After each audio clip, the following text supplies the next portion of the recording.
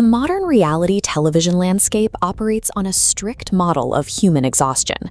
To sustain ratings, the genre demands a systematic trade. Participants must surrender their personal dignity in exchange for continued screen time. Network executives have come to expect a specific kind of sacrifice. Longevity in this ecosystem usually requires the visible implosion of a marriage, a public mental health crisis, or a series of manufactured legal struggles. Then there is Paige DeSorbo. Over 7 summers on Bravo, she executed a historic deviation from this life cycle. She flatly refused the standard emotional sacrifice and opted to play an entirely different meta-level game. Instead of treating the unscripted television apparatus as a personal confessional, she approached it as a high-stakes corporate sandbox. The ultimate power in this medium belongs to the operator who successfully controls their own edit, rather than the cast member who creates the most chaotic drama. The environment of the summer house is designed for collision. This beachfront estate is meant to function as a pressure cooker, using shared space and heavy drinking to force volatile confrontations. DeSorbo countered this with a rigid spatial defense. While her co-stars engaged in booze-fueled arguments in the common areas, she consistently retreated to her bed, physically removing herself from the narrative line of fire. This retreat initially triggered a backlash. Both the network edit and the audience framed her behavior as lazy, casting her as an unproductive member of the ensemble. She responded by monetizing the criticism. By launching her direct-to-consumer sleepwear line, Daphne, she validated the bed-rotting trend and turned her defensive maneuver into a retail brand. She successfully converted a spatial layout designed to trap her into a legitimate business.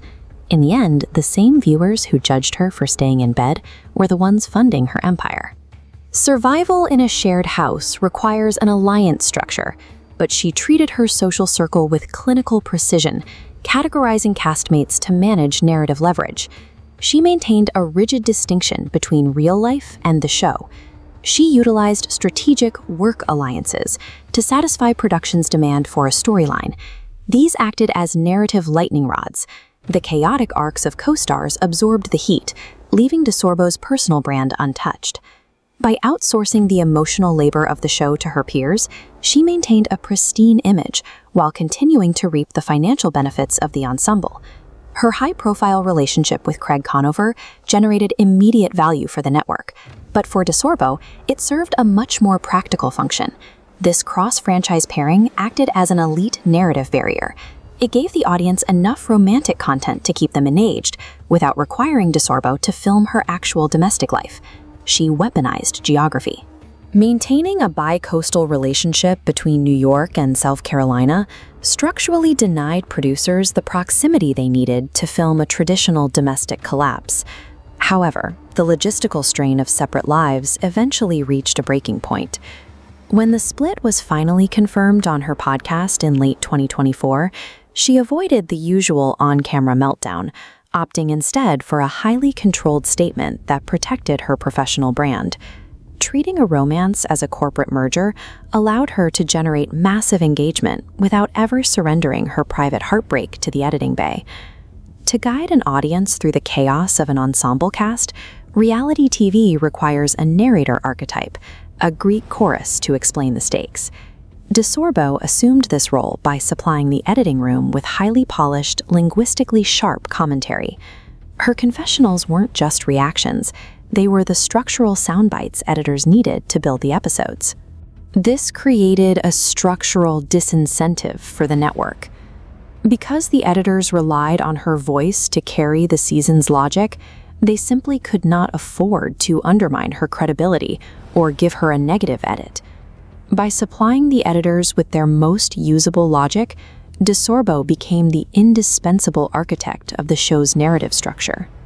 Yet, treating every human interaction, breakup, and friendship as a brand management challenge carries a psychological toll. This is the mastermind's trap. An absolute commitment to image curation creates a state of permanent detachment from the simulation you are appearing in.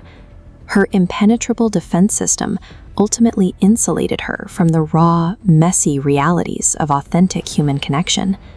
To survive a machine that commodifies emotion, she had to stop feeling it on camera. Her legacy is a blueprint for a new generation of reality stars, proving that a strategic commentator can achieve more longevity than an organic train wreck. DeSorbo's ultimate victory was outgrowing the reality TV simulation. She weaponized her own isolation to build an independent empire and exited the machine entirely on her own terms.